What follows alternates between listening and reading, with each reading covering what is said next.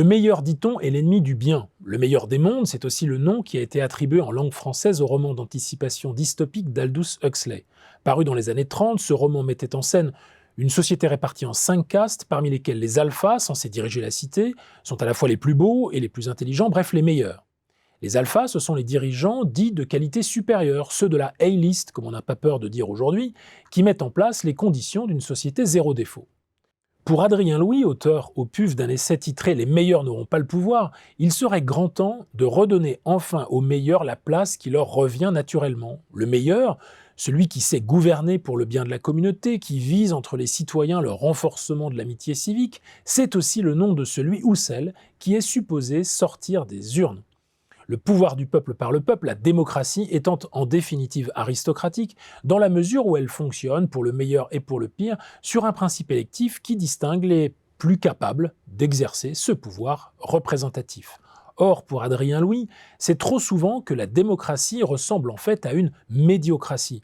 Pour cheminer sur la pente menaçante de cette question, il nous suggère d'ailleurs de nous arrêter sur l'œuvre de 3 auteurs.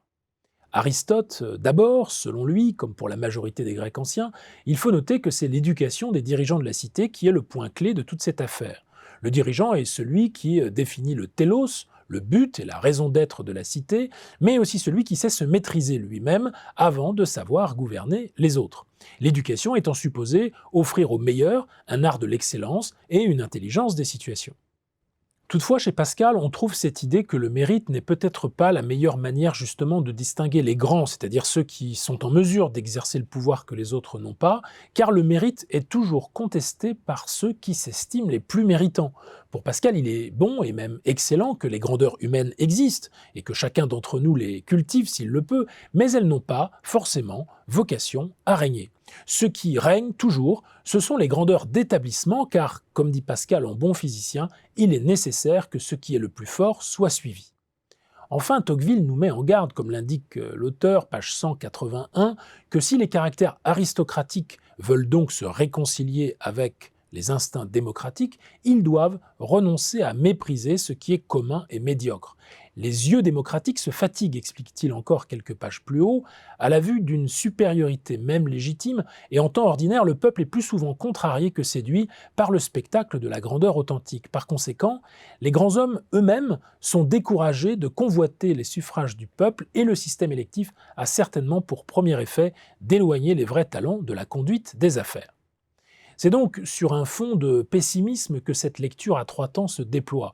Pour l'auteur, en effet, professeur de philosophie au lycée, c'est au fond comme l'idée même de grandeur qui aurait comme disparu du discours politique aujourd'hui. Tout se passant comme si nous ne supportions plus l'extraordinaire dès lors qu'il n'est plus à notre image.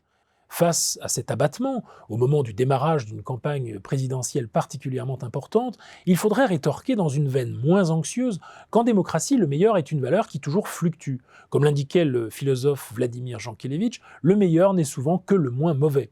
Et puis si parfois, en effet, un tout petit homme peut projeter une ombre immense, comme indique Lord Varys, le maître de l'espionnage et de la cabale dans la série Game of Thrones, nous savons aussi que les princes stupides et brutaux sont eux-mêmes manipulés par des Sherpas moins stupides et moins brutaux qu'eux.